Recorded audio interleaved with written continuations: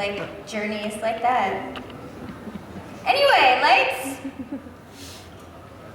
We'll figure that out later. Our tech man is busy. Got you, texting. Cool. Anyway, so since this is a Q&A panel, what do you say we do some Q's and A's? Yeah? Awesome. I hope you brought some questions that you are dying to have answered. My lovely assistant over here, Aubrey, she will come around to anybody who has their hand raised and shove a microphone into their face. I mean, give them the microphone. And you guys can ask away. We're having some lighting issues. Cool, so who has the first question? I saw a hand over here. Yes, closest. What was your favorite character to act? I mean, voice act. My favorite character to voice act. So picking your favorite character is like almost like picking your favorite child. Like, what? That's not easy. So you know, I kind of like if I say that I like Ritsu a lot, I kind of feel bad for Sophie. And if I say that I like Taiga more than I like Lynn from Xenoblades, I'm afraid Lynn will get like really hurt. But honestly, usually like my favorite character is like one that I just recently did because I like feel really close to them. So I think actually I'm gonna say Lynn from Xenoblade Chronicles X right now, just because like I won't spoil the game for you guys, but she has like a really hard past. She's only 13 years old and she is such a badass. Like she can fight scales. She has like a really good brain for like science. She's super smart and she's really independent. So I always like playing strong female characters like that, and especially really young ones, because I feel like people underestimate like young people a lot. Like they're capable of a lot more than we give them credit for. So I feel like Lynn embodies a lot of that. Also Leafa does too. She's really strong and badass. So I'd say those two are my faves right now. Don't tell the others. Get mad at me. Please keep your hands up, Jane. Okay, keep y'all hands up. Over here in the green. Yeah.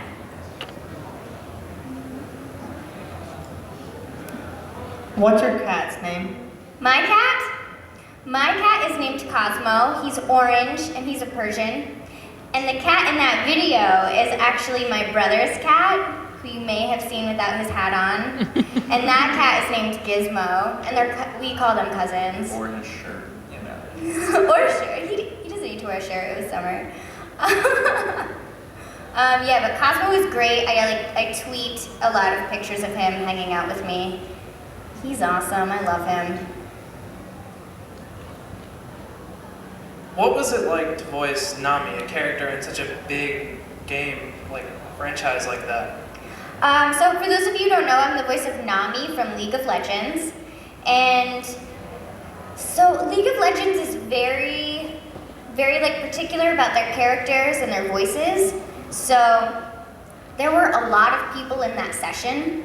So like I went in and I was like super excited to be doing another game, but I didn't know like anything about Nami because she wasn't like animated yet, and there was no like photo of her yet, which is kind of different from a lot of the dubs that we do. Like we can actually like watch the entire dub before we even audition for them.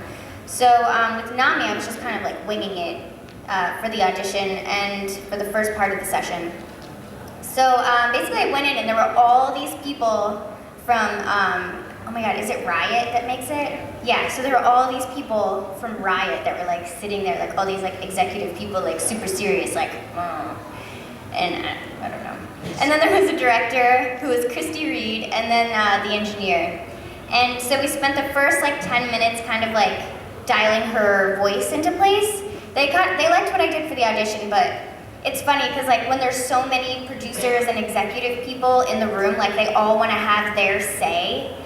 Either because they're like super attached to the project or just because they like want to impress their boss who's like sitting right next to them. So like you have like all these people chiming in on like how she should sound and things like that. So it was a lot of just kind of like taking all these people's feedback and creating a voice that they all liked. So that took like 10-15 minutes. And then I just did the lines, and I think the whole session took maybe about 2 hours, which was really quick. And then at the end, they showed me the animatic, which is like before you have an animation, you have an animatic, and it's like a very rough, it's like a rough version of the animation. So I got to see Nami like moving her tail, like not like you guys would see her, but like that, because like all the animation wasn't filled in yet. And she wasn't even all filled in either. She was literally like a pencil drawing, just going like woo woo with her tail. So that was pretty cool. And then yeah, don't even remember how long, like a couple weeks or months later, Nami was born and like sent out into the League of Legends world. And now I get to meet a lot of people who like her, like you, and people who made her. Awesome. So yeah, being Nami is great. I'm like honored to play her. Anyway, you right here in the pink wig. Oh, sorry. It's okay. Aubrey's one step ahead of me. We'll get to you next. But you. What was one of your most memorable con experiences? Because I actually went to Anime Expo the year they did the K-On! Concert. Oh, cool. And I thought that was pretty cool because everybody was going crazy nuts like it was actually a real concert. So. Yeah, that is definitely up there. Okay, so for K-On!, has anybody not watched K-On! Here? A couple people?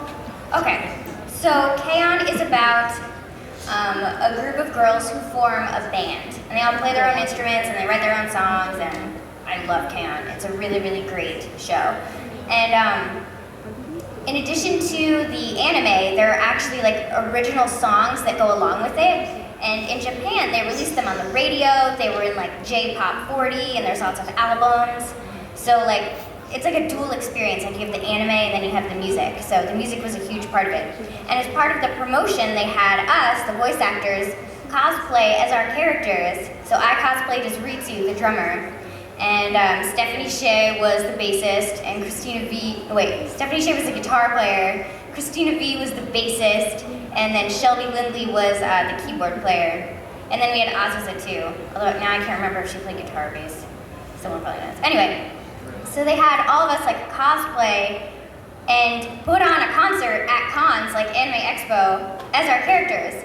And we would like airplay our instruments, but we were actually singing the songs in Japanese. So we had to learn the songs like phonetically in Japanese, which was really, really, really hard.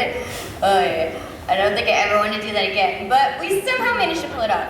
Anyway, so as part of the promotion, they like promoted these concerts hardcore at these cons, and we would fill these huge rooms of like 800 to 1,000 people, and we would put on a concert like we were rock stars, which was so cool because it was like, oh, suddenly I'm like an instant rock star. I don't play the drums, and I didn't write these songs, and I'm only singing the chorus, but sure, I'm a rock star now. So like that, I don't know, that was awesome because like I love music, and it's always like been a dream of mine to like be in a band, but I never did that obviously. So it was kind of like a dream come true to like be Ritsu and like pretend to be after school tea time. That was the band's name. So yeah, that was definitely really memorable. And then this year I got to go to Australia for a second time with Sheremy Lee. I was traveling around with her, and we got to become really good friends. And we started in Sydney and then went to Perth, which is in Western Australia, which is like one of the most isolated places in the world. And that was pretty cool too, like just to be in Oz, like down under, and like meet people from like a whole different country that are into like the same stuff that you guys are. So yeah, definitely K-On! And then like world travel that's so cool that we get to do that. Yeah. Next question. Pink hair. Hello. Hi. Simple question. What got you into voice acting? What got me into voice acting? So I started off as a kid doing commercials, and like the voiceover thing just kind of happened. Like, it's so funny because I feel like a lot of the times just in life and in any job, like you start off doing one thing and it kind of like leads you to another thing, and then the thing that you find is like the thing that you're supposed to be doing. So I started off doing commercials, and commercials are like really competitive, and you have to go on so many auditions just to like book one commercial. It's like there was a period of time where I went on auditions for like a year and a half for commercials and I didn't book anything. So like that, it can get like really exhausting and demoralizing a little bit. You have to like really want to do it. So after a couple years of doing that, and I mean like I did do commercials, but it was always like, it was a lot of auditioning and then like a payoff after like 6 months. So my agent started sending me out for voiceover roles too, like for radio and audiobooks and TV commercials, and I would book a lot of those, and that was really encouraging. And then after college, I was kind of like, oh, okay, it's time to like start real life now. Like I can't just be an actor like after school as a hobby. I got a real job and I hated it. I hated being in an office. I worked for an ad agency and I was like, ugh, this is the worst. So I would like sneak out on my lunch break and I would go on auditions. And then eventually I would sneak out on my lunch break and I would record Yu-Gi-Oh, which recorded like 2 blocks away. Seriously? Yeah, I recorded Yu-Gi-Oh on my lunch breaks from working at an ad agency. And then I got to the point where like I was booking so much voiceover work that I was like, I don't even need this like crappy job that I hate anymore, so I just quit. And I've just been like doing the voiceover thing ever since. So yeah, it kind of found me in a way. Next question, over there. Hello. Hey, can you talk about working on Do-Ra-Ra-Ra? Do-ra-ra-ra. Yes. That's how we pronounce it. Do-ra-ra-ra. So so after I moved to Los Angeles, I started off in New York City, and that's where I did Yu-Gi-Oh because 4Kids was there. So I moved to LA like during the recession, and you know I was just like sending out my demo and going on a lot of auditions and like trying to meet as many people as possible. Huh? Problem? Oh, okay. And so I met with Bang Zoom, who I'm sure you guys heard of Bang Zoom, the production company. They make like so much anime that gets distributed here. So I met with them and like right away they gave me a role on Do-Ra-Ra-Ra. And I was like, what is this weird funny name thing? And yeah, so I play Saki. She doesn't have a huge role, but I feel like she should be featured more because she's that guy's girlfriend. But I don't know, it's just like the whole time my character, like for the first season, she's in the hospital. So that was super depressing. And then, and that was released, it was like straight to Blu-ray DVD. So when we recorded that season, we would do like several episodes in a session. But now that they're doing like the dual cast thing, like they're doing it in Japan and like releasing an episode in English like every week. So now the schedule is a little bit different. So like we would go in every week and record for Do-Ra-Ra-Ra. So yeah, it's like I don't have that big of a role, so like I'm not there that much for Do-Ra-Ra-Ra, but it is I can't even talk today. It is a little bit different because like 1 episode a week recording thing. So yeah, that's it. Yes. Okay.